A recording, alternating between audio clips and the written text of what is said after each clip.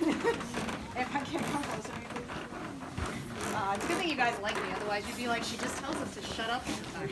I mean, we do talk So, We're annoying. that's all right. So am I. That's why people tell me to shut up all the time, so I just feel like I can do it to others.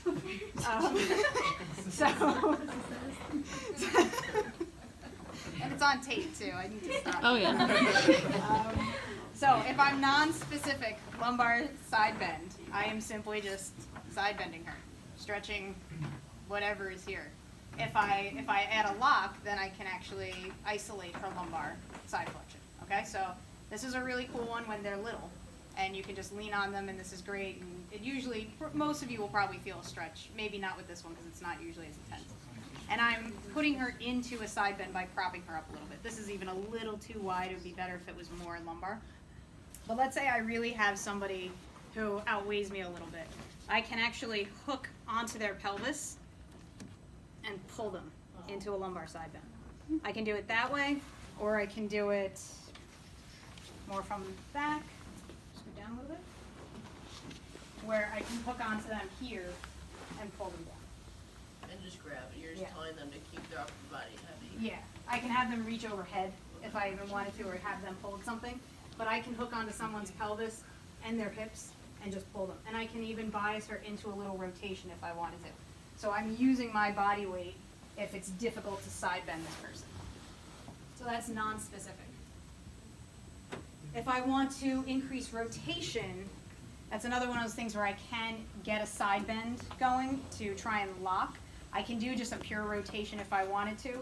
I can lock her from above into a certain rotation and then further rotate in the lumbar spine and put a lot of overpressure there.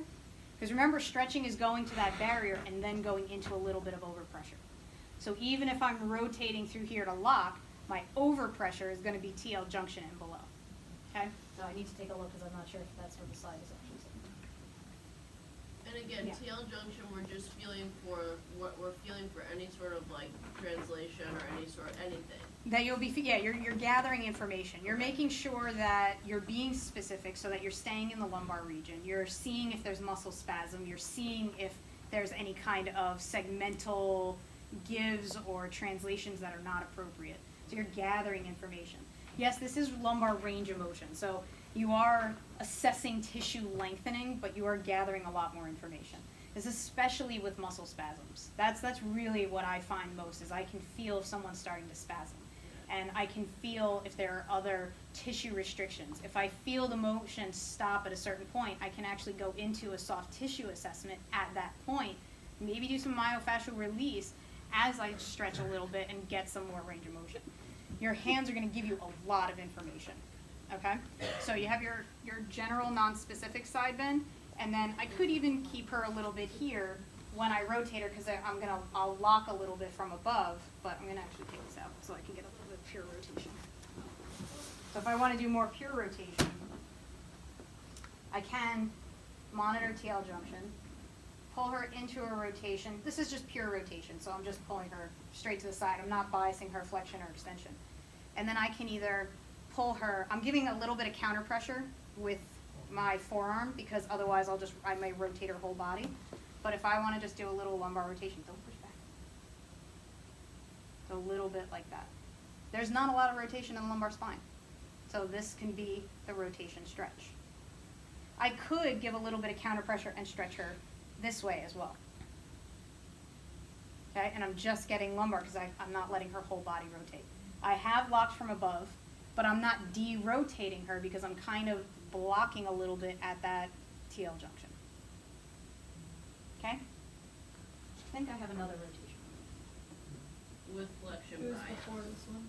That was before this one? Oh, in ours it is. I may have changed things around.